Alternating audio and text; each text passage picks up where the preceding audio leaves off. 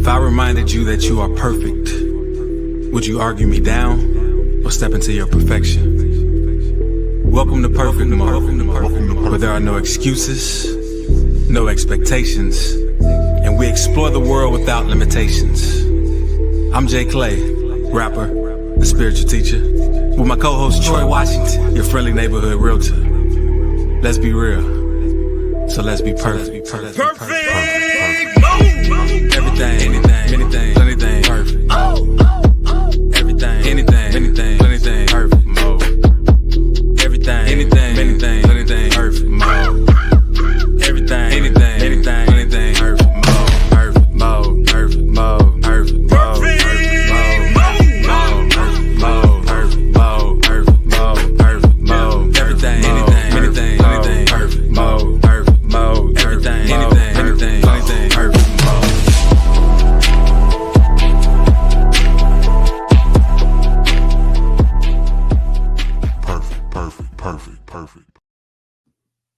Welcome to Perfect Mode. And first off, let me start by telling you that we love y'all. We're grateful for the opportunity to be anywhere, sharing our thoughts, hopefully, and helping you realize that you are perfect. And the reason why I can say that unapologetically is because I know that you are one of one, numero uno, and you cannot be replicated, duplicated. And the only reason, and I mean the only reason you think that you're not perfect is if you're looking at this person on the side of you and saying, I'm not them. But guess what? You are you, and that's all you need. And of course, it's yours truly, Troy Washington, your friendly neighborhood and realtor. And I have my boy Jay Clay, spiritual rapper and teacher. And I got a special guest today. We got a special guest today. Have you ever met somebody that just made you smile? I mean, so much that they had to name themselves Smile. Shouts out to our girl, Sara Smiled, a wife, a mother, a friend. Guess what? A community leader. And this is the key part to it, especially when it comes to our topic. When things fall apart, how to rebuild your life with grace. Shouts out to our girl, Sara Smiled. Today is her 8-year anniversary of being sober, and this is what we're talking about. She's helping us learn how to build ourselves back up. What up, Sara? Yeah. Yes, thank you for letting me be here, allowing me to in you guys' space. I'm so grateful. It is that day for me. It's a real special day because I really got to look in the mirror. I really get to look in the mirror now and like smile at myself and love myself and realize that I got behind my own back and I did my own stuff and you know, and we all have it. So I'm grateful to be here, you guys, and celebrate with you all. And you guys have a great little thing going. I love it. I love it. Great energy over here. If you just knew the amount of energy that you brought us today, you had me all riled up. I was like, man, I'm smiling hard, but you know, nonetheless, we appreciate you appreciating us, but that makes us appreciate you more. And you just don't, you know, I'm ready to get into this, but go ahead, Jay. So first off, for those that celebrate Easter, happy Easter. And you know, hit that share button, hit that like, subscribe. We're gonna have a great show today talking about when things fall apart, how to rebuild your life with grace. And everybody knows why this is such a powerful topic. It's because things are gonna fall apart depending on how we look at them. And it doesn't necessarily mean the end of the world. Like in some cases, it could be the best thing for you. And I'm just ready to talk about it. So yeah, Sara, let's start with you. What does this topic mean to you? Okay, so 8 years ago, I woke up sober for the first day. You know, I really didn't know what that was going to look like for me. I remembered what it looked like here, but I remembered in all those times, I remembered that there was something greater. I was just numbing something up. That's all. Just numbing some things up. And so it would be time to feel those things and decide what I was going to do. And that's what I did. So you saying grace, like that part is the key part of it. But I didn't find it until more recently. I was really hard on myself for a long time for not being where I should have been. You know, you get yourself you make a decision and you set the intention, you're going to do it. It doesn't mean that it's all going to be peaches and rainbows, smooth sailing. You can decide who you want to be and you can see the vision and you can envision it in your life, but you're going to stumble a bunch of times. And that's the grace part of it. And so I'm finding as it goes on, the less work I have to do to make myself do it, and just recognizing that when I'm in the flow with what is truly meant for me, we know what's truly meant for us. It comes in here. If we just for a moment, you know what I mean? Just stop and listen to it. It's there. And when you listen to it, it takes you. And when you don't, it reminds you, and we all have it. And it's this great thing. So, grace, finding that, and through my journey, 8 years, just stumbled all the things and then put it all back together. So no. Oh, go ahead, Jay. Okay. Well, real quick, because I know we're gonna jump right into it. You mentioned you were numbing some things that you needed to face, and you don't have to say what you had to face, but like, how did it feel when you actually faced it? Was it as scary as you thought it would be? Was it, yeah. So it was not as scary as, oh no, I had built that up. Those are years of programming that we told ourselves stories of things now that we're uncovering and looking at. And we have to then look at us and say, you mean to tell me I was making this all up? I gave it so much momentum in my life that I allowed it to. And then when you realize that it's you reflecting back to you, the things that you need to do, then it's like, oh, so everything's gonna be like that? I get to respond and responsibility. I get to do all my things.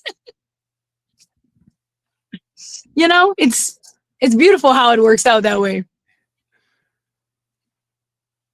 Go ahead, Joy. No, I love that. And, just kind of give you my thinking on it. If anybody that watches this show knows that I like to compartmentalize things so that way I can hopefully help you to realize that you're stronger or you are more capable than you ever thought that you would be. And the funny part about when I think about when things fall apart, there's some stuff that we put a whole bunch of weight on, and then there's some things that we don't put a lot of weight on. And what I mean by that is that things fall apart every day. And a lot of those things that fall apart, we climb those mountains with ease. We don't even think twice about it. Oh, that's broke down. Let me just fix it. And then there are some things that come, and then we look up and the mountain is too high. And then we say, you know what?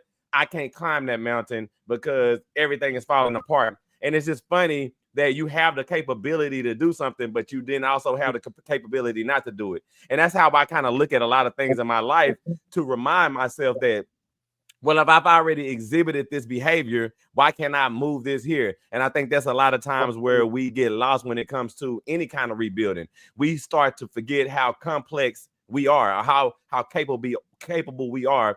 And then even to your point, and I loved your point about reflection, we were capable to build a mountain. You were capable to build a mountain. I'm capable to build a mountain. And I can make that mountain as high as I want to. And again, nobody's helping me build this mountain. It's just literally me over time saying, you know what? I didn't even see that peak. Oh, there's another peak that I got to go to. Oh my God, it's another peak. And then before you know it, you got all these little hills that you're like, oh, I can just get over these. And then you got this one that you created that you can't even realize that you can start to take the top off a little by little, even if you can't knock it all off. And again, I'm just expressing my own opinion of how we compartmentalize things and give some things power and not the other. And it's just amazing dichotomy of how we think. But go ahead, Jay.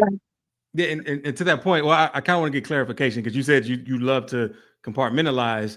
Is that to help things? Is that or is that unconscious that you don't mean to do it? Well, it was in the beginning, because this is just the way of my life, right? In the beginning, it was how I purposely moved in order to remind myself that, hey, this is not hard. Again, I had a friend who came to me one day and told me, she was like, well, I was talking to my significant other and they told me that I'm a great starter, but I'm not a great executor. And I said, well, I don't know if I understand the sentiment of what they're telling you. You have all of these great ideas that you haven't executed on, but let me compartmentalize this for you. Well, you've executed your day. You got up and you had a plan of things that you're going to do. It might not have been this great idea, but You literally executed today. And so when I'm thinking about compartmentalizing, I'm letting you see things that you actually do already, so that way you can translate them to the things that you can't. And that's how I operate. I am an executor. I just haven't executed here. You know what I mean? But that's what I mean. Right. If I can say something, and this goes, you know, with the sobriety that I'm cheering on here. Yeah, so there was one guy yesterday that I spoke to, and he's early on in the recovery. And he was simply saying, like, he was going to try to do things, you know, because he's early on, right? And I said,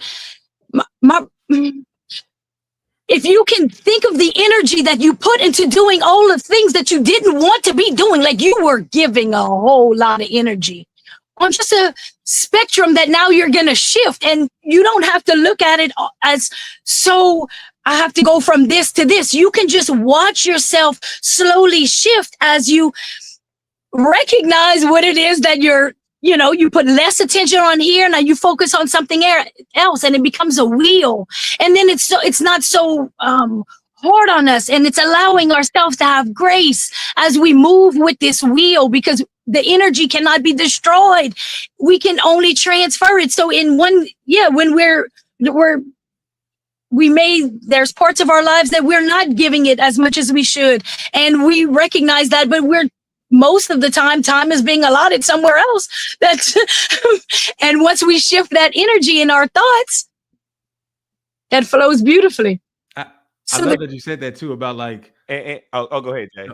I love that you said that too, about putting so much energy on either the things that you don't want or the things that you aren't doing. Like, that's one of the most powerful things, because a lot of times you can get caught in conversations where people are pretty much playing who had it worse or what you don't like the most. There's a genre of music called blues, like, which is usually about like with down and out. And then I know it's transformed from there, but we don't always realize that. And it's good music, but it's kind of designed in such a way like to keep you down, because you stay in that energy. And it's like we wonder why we are in the hypnotic rhythm of what we don't want, giving all this energy. But when you reapply that energy to something new, to what you do want, what you do like, what you do enjoy, it almost lifts you, like you were saying, to just carry you over to the things that you really want to do. Right. And I want to add this too, you know, and again, this is just my perspective or the way that I see things, but the reality of it, again, for me, when I compartmentalize it, at any given moment, you can feel like this is the moment when things have fell apart. You don't have to be, you don't have to not be sober. You don't have to not have $1 million. You don't have to not, it's just, there's always a point in your life where you look and say, this is not what I wanted it to be in this moment, like right now. And so like when you look at it like that, and then again, you look at all the other moments in your life when you've decided, well, you know what, right now I want a soda. And so I feel like getting a soda is easy. So I just get up, get in my car, go to the store and grab me a soda from the store, right? It's simple as, and I program myself to think that that's easy. I've made myself think that that's easy, because I have people that's around me that will want the same thing and be like, I just don't really feel like getting up and going right now. Or man, I'm gonna have to get some gas, or I'm gonna have. And so when I think about when things fall apart, there's a fork in the road for anybody at any given moment. And you have the option to look and say, like you were saying, Sarah, I want to say Sara Smiled because it just makes me smile. But like you were saying, that you can just decide now, all the energy that I was going to put going left, I can just put going right. And let me just go right, because this is just a better feel for me in this moment. But go ahead. Right now. And and sometimes we see that turn where we're about to skirt and change our whole life, trajectory of our life. We saw it. We came around the bend a couple times. It's a roundabout. You can get off whenever you're ready. It doesn't have to all completely crumble. The complete crumble is all what you are perceiving it to be. So at any moment when you just decide, I'm not going to go to the store and get me a soda anymore. I'm not going to do it. I'm going to change the pattern. I'm going to rewrite whatever it is that's in my subconscious mind from the old things that I've been doing all this time. I'm just not going. No. I'm not. I'm gonna say no to something else so I can say yes to myself. And again, I'm going to say this because this is just Troy compartmentalizing. Every moment is a turning point in your life. Every moment, because every moment is leading to the next moment. I use soda jokingly just to kind of convey my point, but the reality of it is, I go get that soda and I know that I'm trying to limit the amount of sugar that I'm drinking, but I went and got it anyway. And so now I'm going down the pathway of, well, it's just another soda. It's just another soda. Right. It's the same thing with today. I'm deciding in any given moment, you know what? I'm finna watch this TV show. And then when that show is over, I can decide whether I'm gonna watch another one or I'm not. And again, there's other things to be done in this world. But in that moment, at that fork, I'm making a choice for a turning point in my life. What is this next moment going to look like? And when I look at it like that, that's what helps me to build it easily, or more easily, in a manner that I feel and I'm falling in love with. And I think that's what I would like to convey to people. But go ahead. Yeah, and on the other side of things too, like we sometimes, I know we mentioned about the weight of things. We put so much weight on a decision in this moment, like it's going to be the decision for the rest of our lives, and it which also makes it that, because we give it that much weight, so now we're scared about the rest of our lives. You know, we don't want to look at it anymore because we made this mean so much, when it's like we should look on it with grace, like with ease, like be easy on ourselves. I want to share this with grace isn't weakness, it's power without force. And it's like what both of you are saying, is pretty much acceptance. Like you accept where you are now. You're like, okay, this is where I'm at. I do have a choice. I can go this way or I can try something new. But either way, I know that I'm here and I'm going to look at this with love and grace and be mindful about it. And when we do that, it's not that we take the power out of the decision. It's like we empower it. Like we empower ourselves, I should say, so that we know that we're always on that right path toward what we truly desire. right. And every thought, and if we can walk with that, and in the love, and in keeping those choices and turns and things neutral, to where we're not giving it any of it may go great and it may not, and giving it just like the perfect homeostasis for the body. Like, just if I remain neutral, then I'm not giving it any power to any direction, and it's just going to guide itself how it should go. But I'm always making the best decision for where I am now, because the present is right now, and that is the gift. And we see it for what it is now, because so many times we can see when we get to a certain pivotal point in our life, and we really just take a step back and say, man, I've done really well in orchestrating this beautiful thing that I was just sent here I chose to come, and I'm not sure. This is this thing we call life. And so when we can look back, and all of us, there's some things that maybe we could have shifted, but for the most part, it's such a beautiful journey. Allowing ourselves the grace to. And man, you put the bow tie on that, or the beautiful ribbon on that, when you said it's the life that it's our life. And again, the most beautiful part about the word grace, or the thing that I want to point out, is understand where the grace is coming from. And the reason why I want people to understand where the grace is coming from is because once you realize where the grace is coming from, you know that it can happen over and over again. You can give yourself grace. And this, to the point that Jay Clay was making, like, you made a decision, right? And it was not the right decision for yourself. And what we like to do is pour on. We like to add more weight to something that we already gave too much weight. Like, you can change the amount of, but you giving yourself that grace allows yourself to say, okay, you know what? This wasn't a mistake. This was me trying something that wasn't for me, or something that I love. And that's a gracious thing to do. That's the same thing that you do with other people. If my son comes up and he does something that I don't want him to do, and he says he's sorry, I easily say, okay, now it's all good. Go ahead and do what you want to do. Yeah. And the part that we tend to not do for ourselves is we take mistakes, and shouts out to J. Clay with the mistake. We take them so hard. We do not allow that grace in order for us to feel comfortable and saying, you know what, I can give myself grace 1,000,000 times, but there's not any wrong, because it's my life. To your point, Sara Smiled. It's my life, and it's a beautiful thing. All of the experiences matter. And if I'm giving myself the proper grace, then there's something to take from even things that I didn't feel like were for me. And so just remembering where that grace comes from is everything. Go ahead, Jay. Yeah, absolutely. But before we came on the show, Sara and I were talking about our to-do lists, or just the to-do list in general, and how it's more of a suggestion, because, you know, as said here, like, we are in the now moment and we are at a state of being. But what that made me kind of think about too was, like, why don't we have a to-be list, or why don't we even have a being list? Because, you know, even to be or to do is in the future.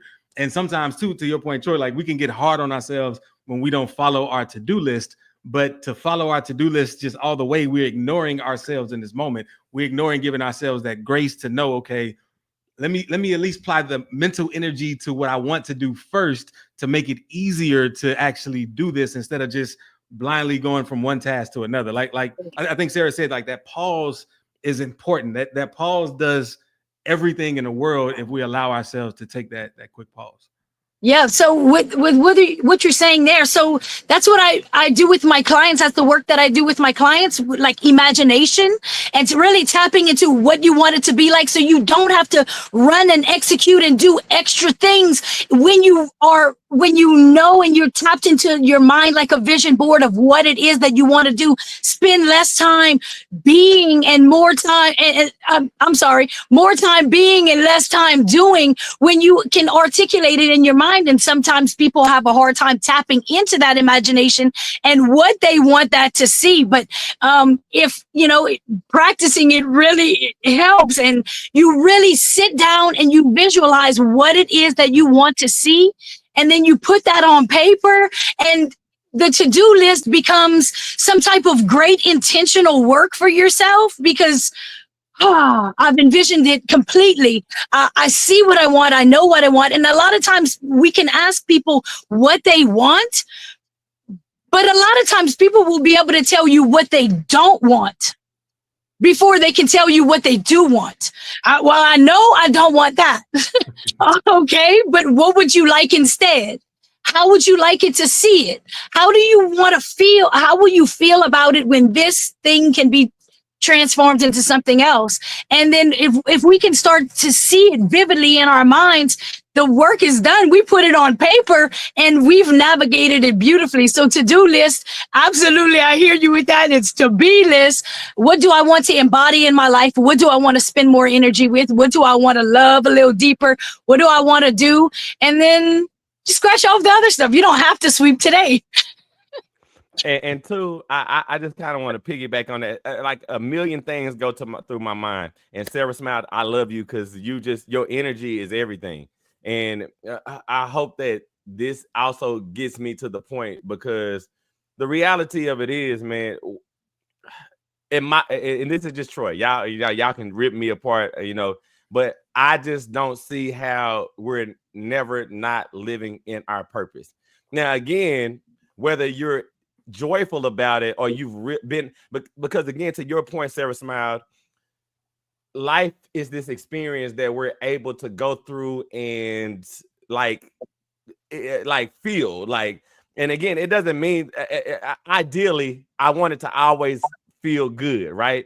But what I've learned, even from the standpoint of me defining something that feels good, I've gone into situations where I've never felt it before and I didn't know what it felt like. But needless to say, we're always operating in our purpose. And so, using you as the example, you were not sober 8 years ago, right? And No. Like 8 years ago, you were not sober, right? Oh yeah, 10 years ago, I was on a bench with a park bench with my dog. Like, right. Just to put into perspective. right. Now, and again, that's very important perspective, right? And so, depending on who you're talking to or who's witnessing your story, like we are in this moment, I could easily say you had to be addicted in order to be here to make me smile today. Like you had to go through. That's the best thing that ever happened to me. No, I'm just saying again. I'm not, and I'm not saying this in the means to justify you going down the path that you didn't recognize the benefit of it later, because when we're in things we don't always know. But that's the reason why I'm saying that we're always in our purpose, because ultimately where you end up, we never know. And the reality of it is, even 10 years ago, I don't think that if you go to 10 years before that, you could have imagined yourself sitting on the porch with your dog. And so it's funny that not recognizing that we're always in our purpose also helps us not feel what we're supposed to feel in every moment in order to get what we're supposed to get out of it. And so, that's just, again, me thinking this through as we're talking about it. And that's the reason why grace is so important. It does not look like what I thought this was going to look like. When I start smoking weed, I never think that I'm going to be high one day and I cannot move. I just never think that until the day when I cannot move. And then I'm like, well, maybe this ain't what I wanted. But the reality of it is, I can come back later and say, hey, guys, if you're going to do this, know that this is a possibility. And my purpose could have been bringing this to somebody else so that way they can learn from it. Not only that, giving my voice the emotion and attention that it needs to convey it in a way that people can receive it. So the grace does apply heavily. But go ahead. Yeah, this is a beautiful conversation, because it's becoming a conversation of, well, really that is what grace is, like just not being so hard on yourself, like looking on yourself with love, looking on your actions with love, no matter what they are. And earlier, Sarah has said something about not about knowing how a lot of people they know what they don't want instead of knowing what they want. And what I found with that is they really know what they want. They're just kind of scared of it because they put so much weight on it. They don't want it to be like everything else. And they don't want to have to feel like they have to go through something to get it, or I don't know. We believe in messing up. Like there's no mess ups. You are here to just be and explore and try stuff out. Like that's the beauty of it. Like if you go to a restaurant and order something and it's nasty, you could order something else. It's that simple. It doesn't have to be a big deal or anything. Like we make things greater than they are. We shouldn't, and we shouldn't be afraid to go after what we want just for the sake of we want it. Right. Look, let me give you this real quick, bro. And this is the truth, at least the way that I'm envisioning it in my head right now. Right now to this day, I've helped more people because of my mistakes than I have for the stuff that I've celebrated. Right now to this day, I've been able to help more people from mistakes that I've had than people from stuff that I've experienced that I've been exuberated by in the moments. And so when you really think about that, and if I'm thinking about a purpose, my own purpose and how I feel about stuff, that's me being intentional. I want to help everybody, right? But more from what I've had mistakes on than anything. But go ahead. Oh man. Ooh, I feel it. Like that's I recognize now every mistake that I would perceive to whatever was like the greatest lesson, because I've helped so many people who have just not known anybody that had that experience. They were looking for the connection between two people that they could really feel had been through that. And I didn't have to, because I've also worked through needing to give them advice.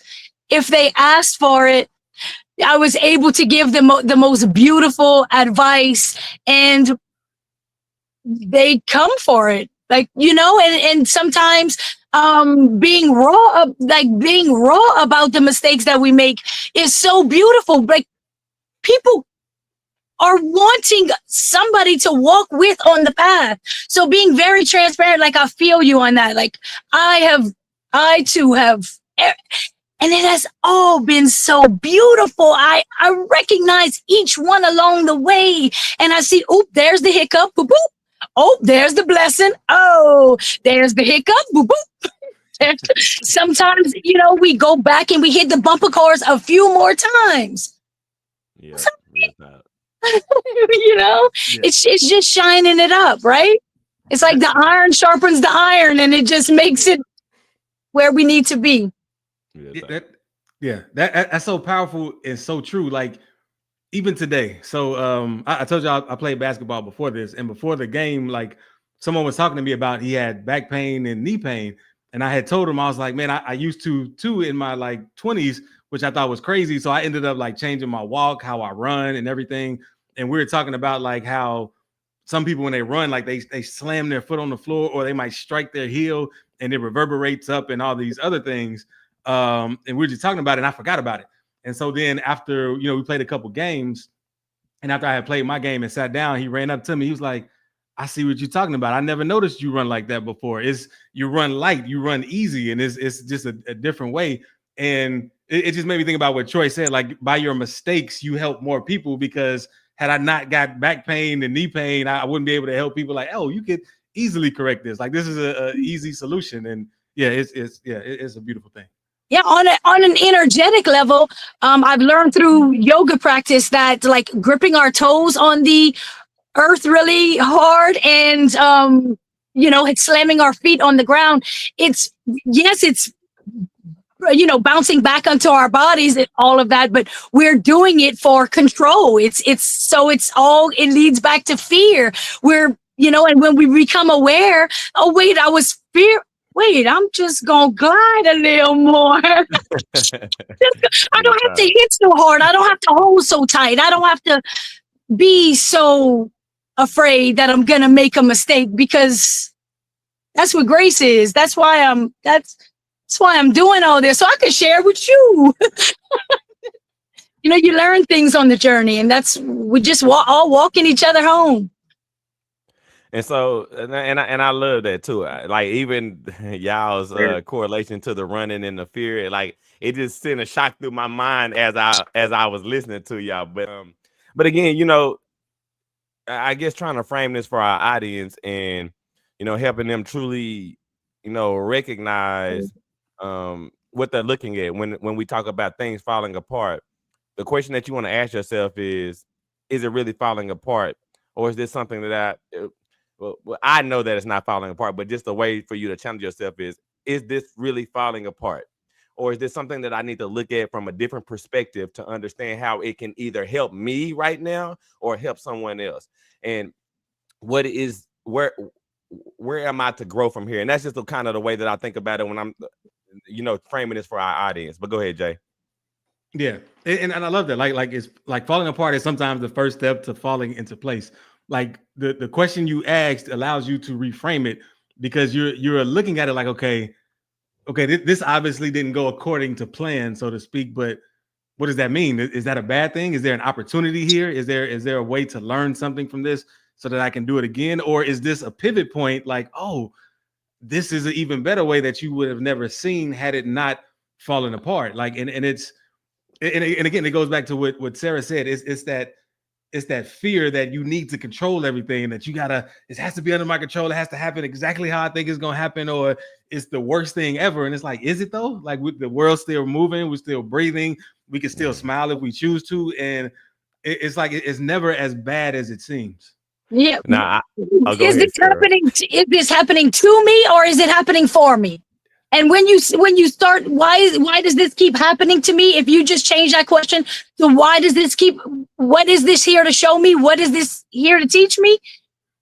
You open up a whole new perspective to, okay, it's here to show me something. It's not happening to me. It's happening for me. That eases it up a bit. No, real talk. And I like the phraseology that Jay Clay used just a second ago, because the only reason I like this is because I'm a substitute teacher, Sara Smiled. And every time I say smile, it just makes me smile, right? But I'm also a real estate broker. So I'm just in a bunch of different areas all the time. But the reason why I bring up substitute is because I've heard kids on a daily basis say, this is the worst thing ever, or this is the worst day ever. And something that Jay Clay just said just now, he said, this is the worst day thing or worst day ever, or is it?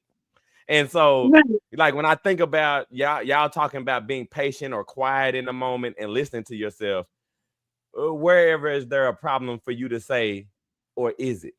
You know, in order to give yourself some grace to really have the perspective. And I want to read what Mike just wrote. Shouts out to Mike Castile. Did I say that right? I'm Yes, sorry you if I did. messed it up, Mike. Shouts out to Mike, but he says you can hit rock bottom and bounce back even better. Rebound hits different. You will get the rebound with a graceful mindset. And I agree, because ultimately, shouts out to my girl, Sara Smiled. She Mhm. stated earlier, it's a choice. You get to make that choice. And you're right. When you make the choice to change what you're doing, it's always gonna be better in a sense. You know what I'm saying? But go ahead, Jay. I know I see you bubbling over there, baby. I did. I just made a correlation that I never made thanks to Mike. Like, okay, again, this is a basketball analogy. Sometimes people get caught up in missed shots, how many shots they missed that they don't feel confident enough to shoot. But as Mike pointed out, like that bounce back, that rebound is even better. And like if you by tracking your rebounds, you can just change your whole perspective. Like, okay, I missed this, but I rebounded. I got 1 rebound a day. I got 2 rebounds this next day. I got 3 this next day. And like it just brings you so much joy because you're a great rebounder. So it's okay to miss those shots.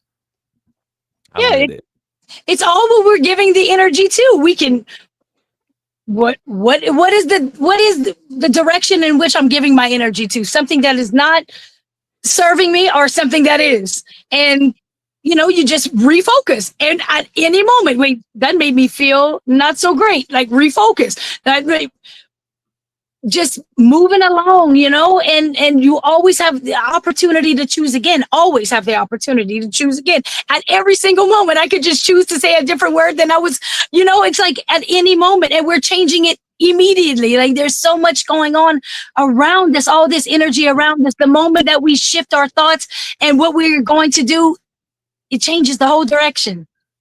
So this is my question for you, Sara Smile. 8 years ago, you woke up one day and you said, you know what?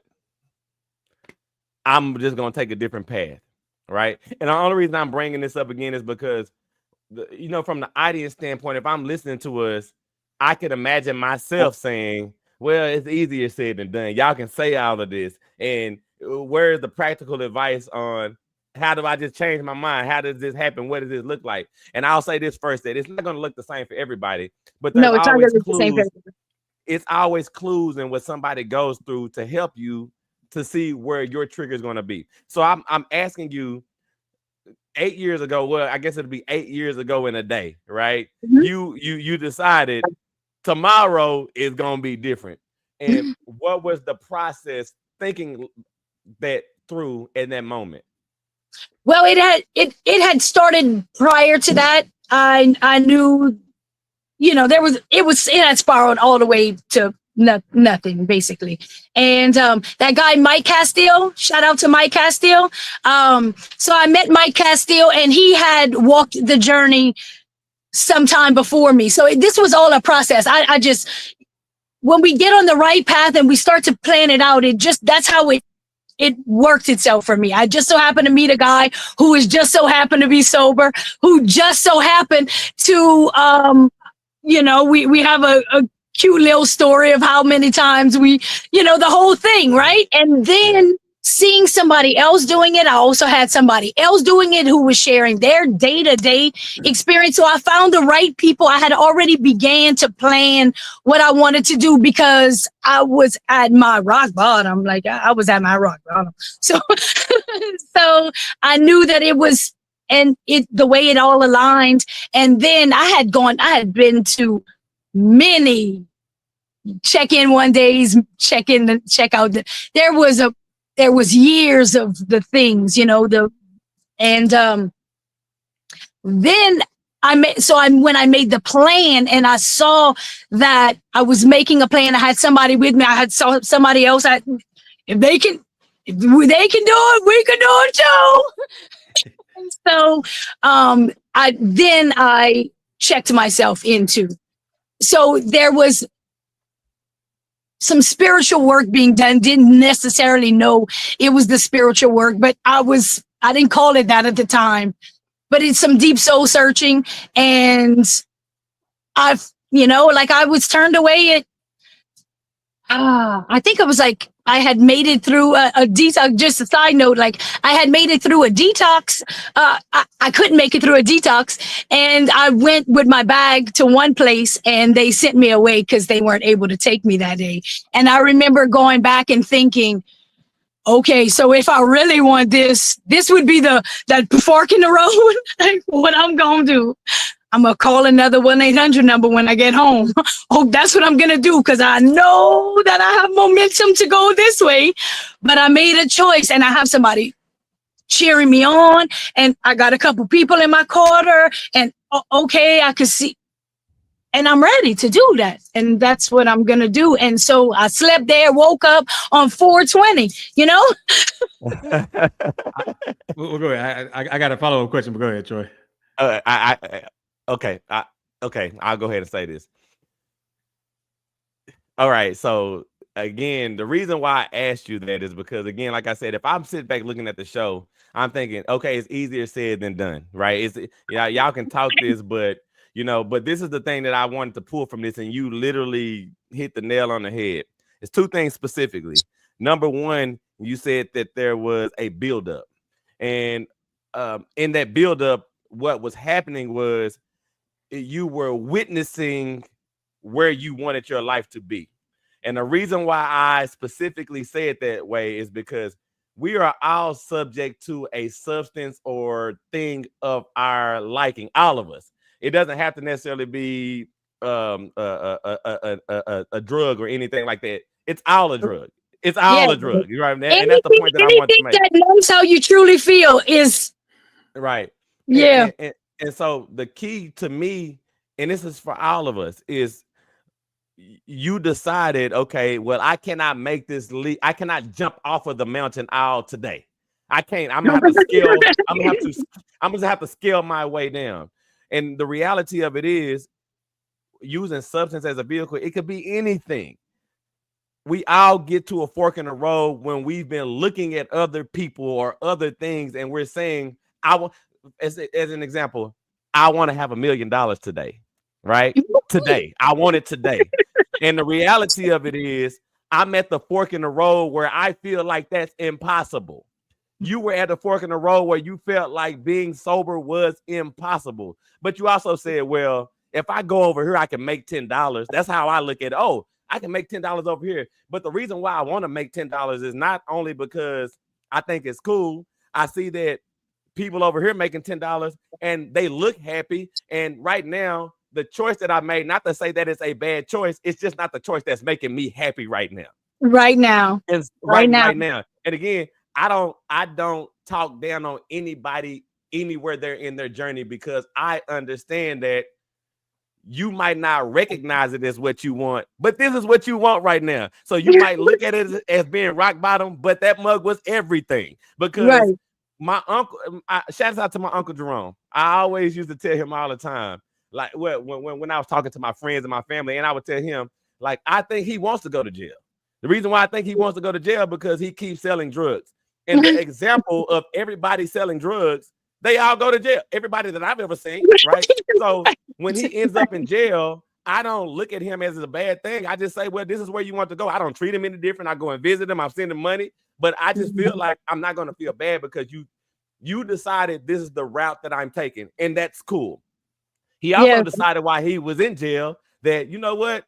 Troy looked like he having a little fun out there. So you know what? I want to do what he's doing so that way I can have fun out there. And so again, shouts out to you and to our audience to understand that it doesn't matter what it looks like. You said it earlier, Sara Smiled. We all kind of know what we're wanting to be our purpose. And so when you start to recognize that and you start to say, you know what? Well, my purpose doesn't look like these things that I'm doing. Let me just make this shift, and it's not going to be a clear jump off the mountain. I'm afraid, and I shouldn't be afraid, but I am. I don't feel like I got help. I do got help, but I don't feel like I do. I don't know the way to go. I don't feel like I do, but I do, right? And so what I'm going to do is I'm going to slowly climb up that mountain. I'm going to slowly, dollar by dollar, get to that million, because I know that's where I want to be, and those steps will follow. But go ahead, Jay. One thing I wanted to point out too was similar to what Troy was saying.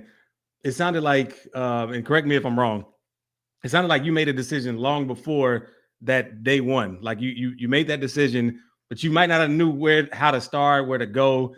And then the divine universe, as great as it is, since you maybe somebody that you, like you said, you had an interaction. It might have seemed like a chance interaction. It might not have led to an instant change, but you had an interaction. And then you kept going. Yes. You had an awareness of what you Yes. want now, and you're starting to turn the tide. You're starting to shift that momentum more and more toward that what you want. And then you have other interactions. You have other things. You see somebody who like, oh, they had a similar path as me, and look at them. Right. This Right. okay. This can be, and they want to help me too. Like, this is crazy. Like, this is amazing. And so I say that because, you know, a lot of times, like Troy pointed out, people want instant change. And in some ways the change is instant, but it just might not look like how you expect it to look. But by making the decision, Right, is the most important thing. the instant is the light. The only instant part of it is when the light switch goes off to start the journey. That's the instant part. The other parts are the running one lap one day and then running another lap another. There's so many levels that you know, I don't know if people watch video games play video games around here, but I watch my children play video games and I look at my life exactly like what I'm seeing on the video game. Like I wasn't hard on myself when I died in Super Nintendo. I mean, yeah. All right. Player one, start again. And you get the sword, you grow your tools, your pockets, you grow all your things. And then when it's time to you level up but you kept showing up. Like, so when we look at it like that, when we look at life like as just like a video game with a lot of love for ourselves and other people. Ourselves. And I'll say this too, just to kind of piggyback on what J. Clay said, because I know what J. Clay meant when he said the universe will send you. The reality of it is the universe has already given you everything that you need. And Sara Smiled, you said it as well. Like when that light switch goes off, it's not like stuff just magically appears. It's literally like you opened your eyes to see what's already there for you. And using video game as the perfect example. And I love that you use the video game and using Mario Brothers, right?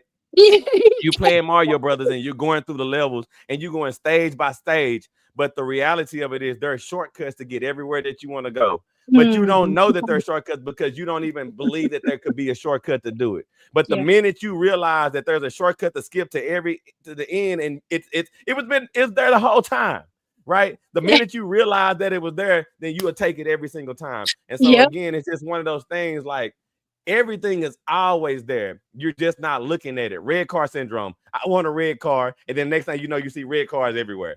They always been out here. You just weren't looking at those. So I love both of y'all's points of view on that. It's what's up. So because I know we're getting close. We had about 12 minutes left. If we had to make like maybe a step one and a step two, just that each of y'all can share of like what to do when things have the appearance like they're falling apart, just so you won't fall apart with them, with your perception of it. Like, do you have like maybe a step one or step two that someone could do or embody, so to speak? So, I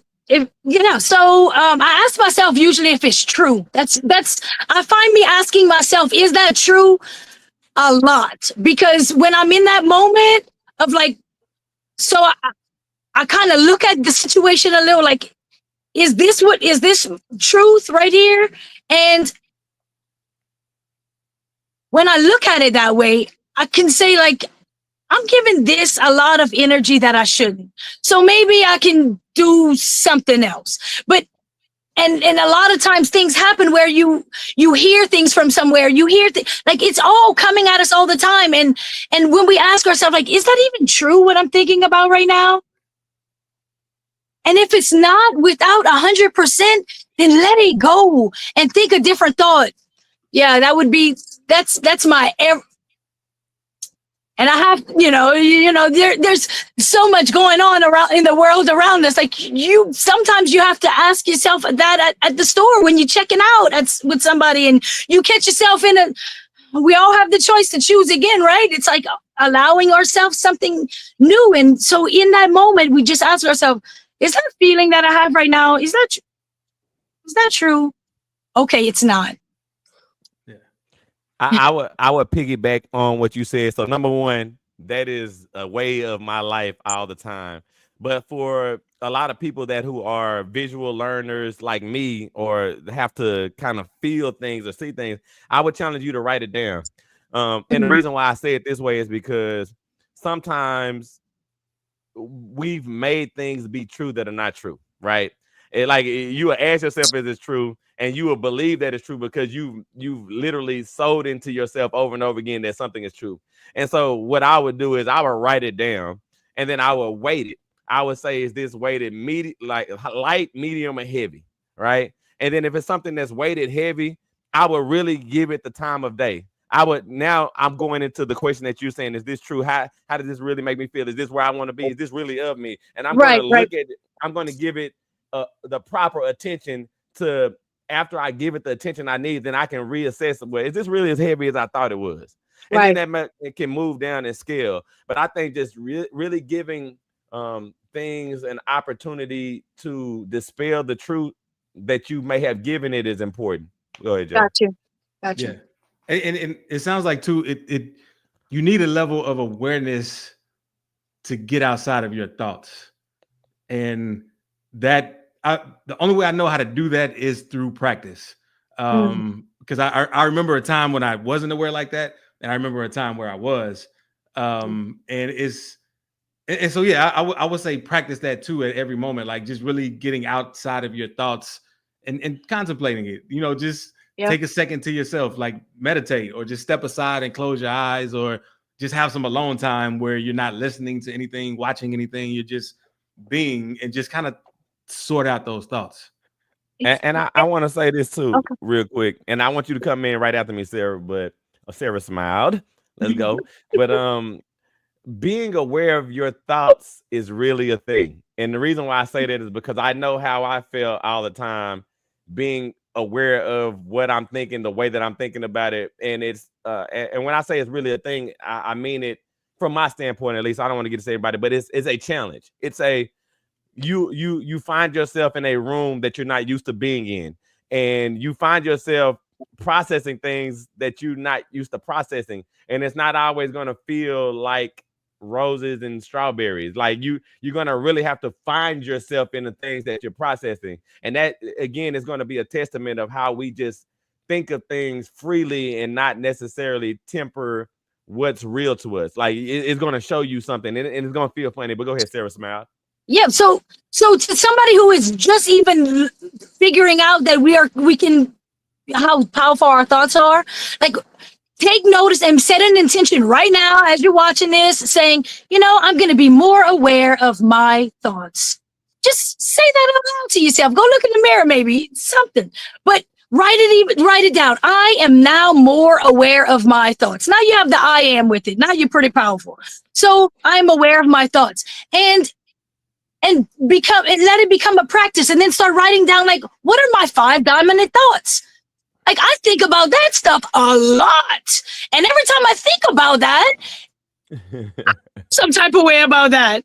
How important is that in my life right now to be thinking about that? Because most of the time it's not even our thoughts. That's been programmed from our mama or daddy, the cousin down the street, our job, or this. It's not even ours. It's a file cabinet full of stuff that's not even ours. So when we can get down to say, what am I actually thinking about with no music on as I'm driving?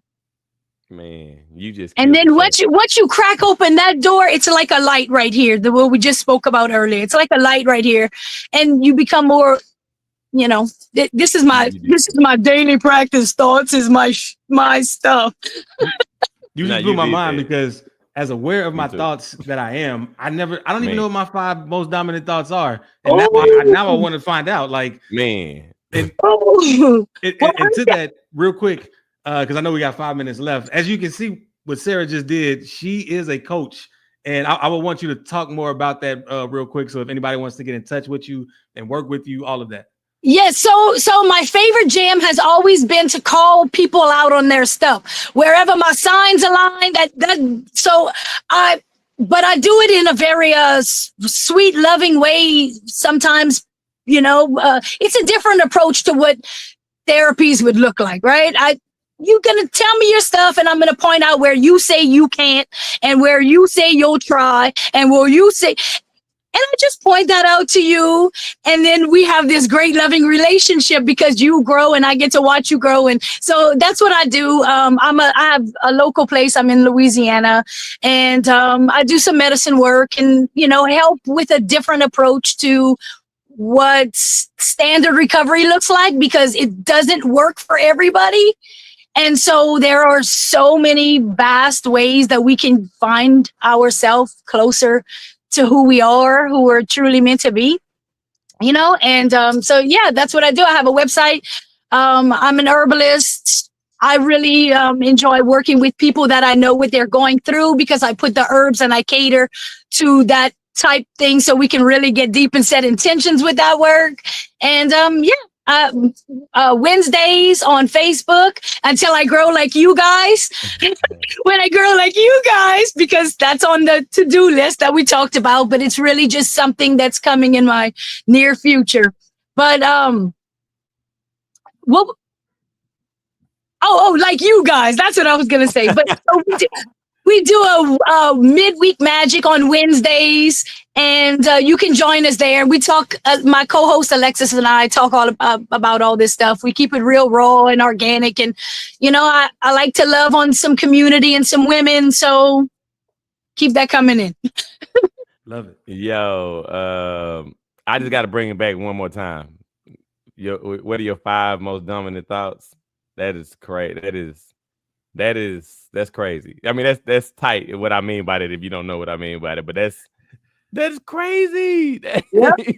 When you talk about shutting down the show, a guest coming through, making you smile and hitting the point that needs to be made, that was the point of the show. Like, I really and truly mean that, because if you need an answer for when things fall apart, how to rebuild your life with grace, man, what are your 5 most dominant thoughts?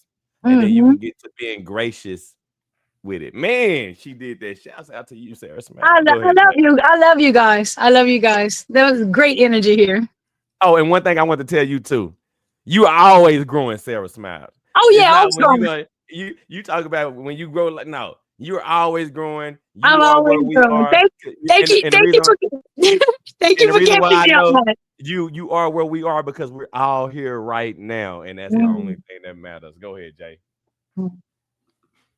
So if y'all found this helpful at all, hit that share, like button, subscribe, all that good stuff. We here every Sunday at 12 noon. I appreciate our special guest, Sara. I appreciate Troy. Appreciate everybody that rocked with us today and that's going to see the replay and all this good stuff.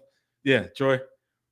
You know what it is, man. We love y'all. We're grateful for y'all, and realize that y'all are perfect. Without y'all, we wouldn't be here. We'd definitely be doing something, but we definitely wouldn't be here. And we're just gracious and grateful for y'all allowing us to share our perfection with y'all, because, man, you help us realize our perfection too. And Jay, you can take us out, baby. Any final words, Sara, before we No, I appreciate you guys. I'm grateful to be here. It's the best day ever. Christ is risen in all of us. It's all of us. I love you guys. Love you too. Remember, you're a perfect creation made by a perfect creator, so you might as well accept your perfection and enter perfect mode. Yeah. If I reminded you that you are perfect, would you argue me down or step into your perfection? Welcome to Perfect Mode, where there are no excuses, no expectations, and we explore the world without limitations. I'm Jay Clay, rapper and spiritual teacher, with my co-host Troy Washington, your friendly neighborhood realtor. Let's be real, so let's be perfect. Perfect mode. Everything, anything, plenty things, perfect. Everything, anything, plenty things, perfect mode. Anything, anything, perfect mode. Everything, anything, plenty things.